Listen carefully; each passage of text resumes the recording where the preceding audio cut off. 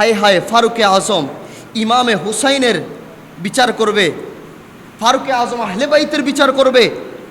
সবাই কেউ কেউ বলছে ওগো ফারুকে আজম এই বিচার না করলে কি হয় না, এই বিচার না করলে কি হয় না? বলছে না, এই বিচার করতে হবে।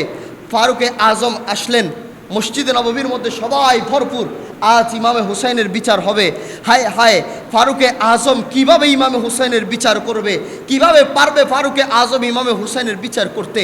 এটা সবাই চিন্তা করতে করতে সবাই হতবাক হয়ে তাকিয়ে রইলেন।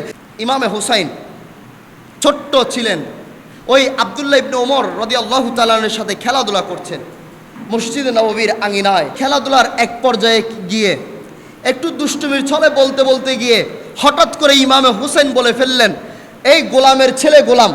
সাথে সাথে আব্দুল্লাহ ইবনে ওমর রাদিয়াল্লাহু তাআলা তিনি মন খারাপ করে বললেন, হুসাইন আপনি আমাকে কি বললেন? বলে গোলামের ছেলে গোলাম বলেছি। মন খারাপ করে চলে আসলেন, এসে বাবাকে বললেন, আব্বা জান আপনাকে একটা বিচার করতে হবে, আপনি সবার বিচার করেন, আজকে আমার পক্ষে একটা বিচার করে দিতে হবে। কিসের বিচার? বলছে ইমামে হুসাইনের বিচার। এটা শোনার সাথে সাথে ফারুকে আজম থমকে উঠলেন, বলে কি বলেছে ইমামে হুসাইন? বলছে ইমামে হুসাইন বলেছে আমি নাকি গোলামের ছেলে গোলাম, আপনাকে গোলাম বলে গালি দিয়েছে আর আমাকে গোলামের ছেলে গোলাম বলেছে।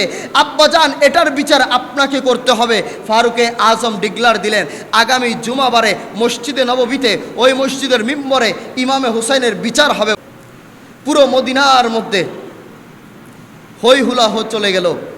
হায় হায় ফারুকে আজম ইমামে হুসাইনের বিচার করবে, ফারুকে আজম আহলে বাইতের বিচার করবে।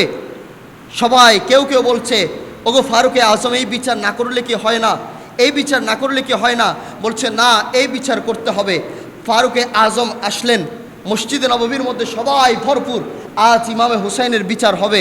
হায় হায় ফারুকে আজম কিভাবে ইমামে হুসাইনের বিচার করবে, কিভাবে পারবে ফারুকে আজম ইমামে হুসাইনের বিচার করতে? এটা সবাই চিন্তা করতে করতে সবাই হতবাক হয়ে তাকিয়ে রইলেন। ওই ফারুকে আজম মিম্বরে উঠে দাঁড়ালেন। ফারুকে আজম বলছে ইমামে হুসাইন কি এসেছে? ইমামে হুসাইন দাঁড়িয়ে গেলেন, বলে হ্যাঁ আমি এসেছি।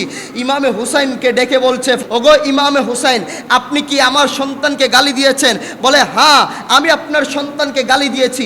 বলে কি বলে গালি দিয়েছেন? বলে আমি আপনার সন্তানকে গোলামের ছেলে গোলাম বলে গালি দিয়েছি। বলেন সুবহান। ফারুকে আজম পুরো মসজিদ নববীর মধ্যে বলছেন আপনি কি সত্যিই গোলামের বাচ্চা গোলাম বলেছেন? বলে হ্যাঁ আমি গোলামের ছেলে গোলাম বলেছি। বলে আপনি কি দেখেছেন আমি কারো গোলামি করেছি? বলে হ্যাঁ। কেন আপনি কি অস্বীকার করতে পারবেন? আপনি কি আমার নানা মুহাম্মদ আরবি সাল্লাল্লাহু আলাইহি ওয়াসাল্লামের গোলামি করেন নাই? আপনি কি আমার নানার গোলামি করেন নাই? আপনি কি আমার নানার গোলাম ছিলেন না? আপনি তো আমার নানার গোলামি করেছেন, সেজন্য আমি তাকে গোলামের বাচ্চা গোলাম বলেছি। ফারুকে আজম দু চোখের পানি ছেড়ে দিলেন। ফারুকে আজম বলছে ওগো হুসাইন রাদিয়াল্লাহু তাআলা আপনি কি যেটা বলেছেন এটা কি কোনো কাগজের মধ্যে লিখে দিতে পারবেন? বলে অবশ্যই পারবো। ইমামে হুসাইন সাথে সাথে ওই কাগজের মধ্যে লিখে দিলেন। লিখে দেওয়ার সাথে ইমামে হুসাইনকে ফারুকে আজম জড়িয়ে ধরলেন আর যেই চিরিকুটটা লিখে দিলেন যে ফারুকে আজম গোলাম আর আব্দুল্লাহ ইবনে ওমর গোলামের ছেলে গোলাম, এটা যখন লিখে দিলেন ফারুকে আজম দু চোখের পানি ছেড়ে দিয়ে ওই মসজিদে নববীর মধ্যে সবাইকে ডেকে বলছে ও আমার সঙ্গী সাথীরা শুনে রাখো, ও আমার সঙ্গী সাথীরা জেনে রাখো, আমি এতদিন চিন্তায় ছিলাম, আমি কত নবীর সাথে ছিলাম, আমি কত যুদ্ধ করেছি, আমি কত ইবাদত করেছি, কত খেদমত করেছি, জানি না আল্লাহর দরবারে কবুল হয়েছে কিনা। আমার নবী আমাকে বলেছে আমি জান্নাতি, ওমর ফিল জান্নাহ আমাকে জান্নাতি বলেছে। এরপরেও আমার মনে সন্দেহ ছিল আমার নবী দুনিয়া থেকে যাওয়ার পরে আমি ওমরের দ্বারা এমন কোনো কাজ, এমন কোনো আচরণ হয়েছে কিনা যেটার দ্বারা আমার নবী নারাজ হয়ে গেছে। এটা নিয়ে আমি অনেক চিন্তায় ছিলাম। কিন্তু ইমামে হুসাইন যখন আমার নামে লিখে দিয়েছে ওমর গোলাম ছিলেন, এটা আমার জন্য কিয়ামতের ময়দানে নাজাতের ওসিলা হয়ে গেছে, এটা আমার জন্য সুপারিশের ওসিলা হয়ে গেছে। তোমরা এটা আমার কাফনের মধ্যে দিয়ে দিবা।